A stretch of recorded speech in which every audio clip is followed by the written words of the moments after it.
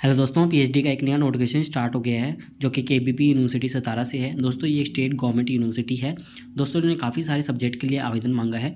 सबसे पहले यहाँ पर इन्होंने ऑनलाइन एप्लीकेशन की डेट बताई है कि ये 1 सितंबर से फॉर्म स्टार्ट हो गया है और 15 सितंबर तक ये फॉर्म आपका चलेगा। और इसके अंदर जनरल कैटेगरी वालों के लिए 1500 रुपये फीस रहेगी और रिजर्वेशन कैटेगरी वालों के लिए 1000 रुपये फीस रहेगी। सेंटर ऑफ एग्जामिनेशन सतारा महाराष्ट्र ही रहेगा दोस्तों।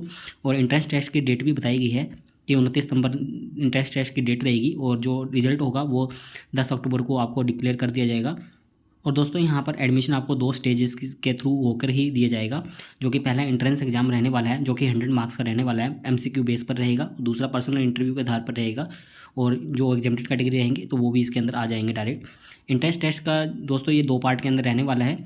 तो रिसर्च मैथोडोलॉजी और सब्जेक्ट स्पेसिफिक 25-25 क्वेश्चन आएंगे आपके दोनों के अंदर ही और 2 मार्क्स के क्वेश्चन रहने वाले हैं। ये 50 मार्क्स के टोटल रहेंगे और यहाँ पर टोटल 100 मार्क्स के पेपर बन जाएगा आपका। 1 आवर 30 मिनट्स का 90 मिनट्स का ये एग्जाम रहने वाला है।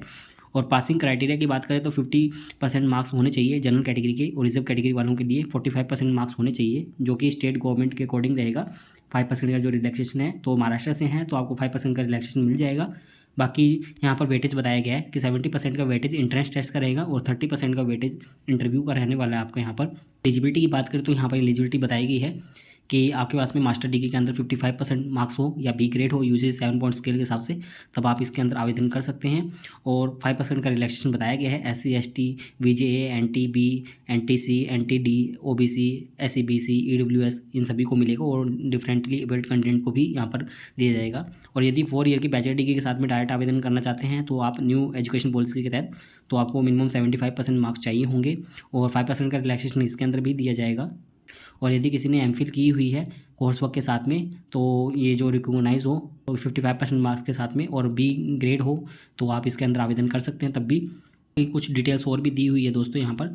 और यहाँ पर इन्होंने मेरिट लिस्ट के आधार पर बताया है कि आपको कितना पॉइंट्स वगैरह जो मिलते हैं तो आपकी क्वालिफिकेशन के तहत।